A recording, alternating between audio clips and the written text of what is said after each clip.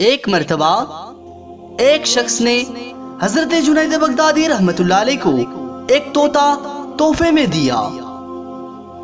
حضرت جنید بغدادی رحمتullah علیہ نے وہ تحفہ قبول کیا اور گھر میں آ کر رکھ دیا۔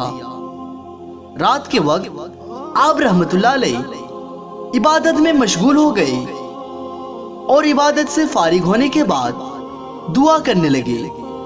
اسی دوران آپ کو ایک رونے کی آواز سنائی دی۔ آپ رحمتullah علیہ نے دعا پورا کیا اور دیکھنے لگے یہاں تو میرے سوا اور کوئی نہیں ہے، کون میرے کمرے میں رو رہا ہے؟ کچھ دیر بعد دیکھا کہ وہ طوطا رو رہا ہے۔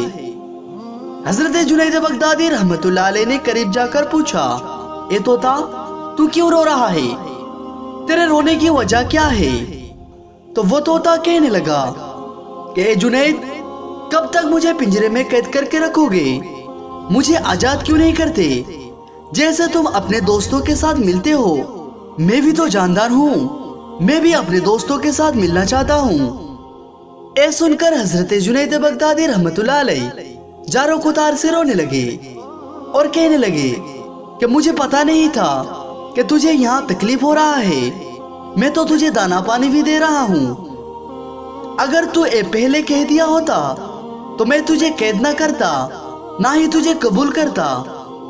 ایک ایک کر آپ رحمتullah علیہ نے بسم اللہ شریف پڑھ کے اس طوطے کو آزاد کر دیا، مگر وہ طوطا اڑتا ہوا آپ کے قریب آ کر بیٹھا اور حضرت جنید بغدادی رحمتullah علیہ سے ایک عجیب بات کہنے لگے، کیا تمہیں معلوم ہے کہ میں کیسے قید ہوا؟ میں تو جنگل میں اڑ رہا تھا۔ آپ رحمتullah علیہ نے کہا، مجھے کیا معلوم تو کیسے قید ہوا؟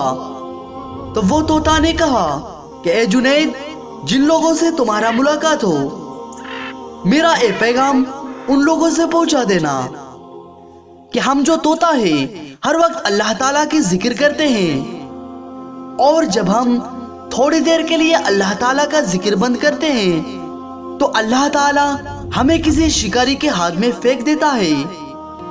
میں ایک پل کے لیے اللہ تعالیٰ کا ذکر بھول گیا تھا اور اللہ تعالیٰ نے مجھے شکاری کے جال میں پھینک دیا، اور معلوم نہیں کتنے پنجروں سے پھنستا ہوا تمہاری خدمت میں حاضر ہوا۔ اے جنید، امت محمدیوں سے کہہ دو، اگر ایک جانور تھوڑی دیر کے لیے اللہ تعالیٰ کا ذکر بند کرتا ہے تو وہ شکار کے جال میں پھنس جاتا ہے۔